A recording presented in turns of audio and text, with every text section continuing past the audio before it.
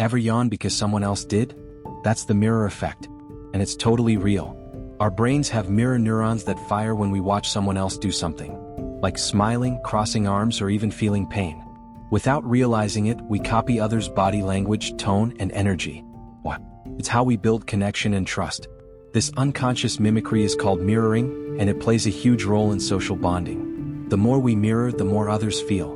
This person gets me. Fun fact: great communicators and leaders use mirroring intentionally to build rapport. So next time you copy someone without meaning to, don't worry. It's your brain's way of saying, let's connect. Like and subscribe for more.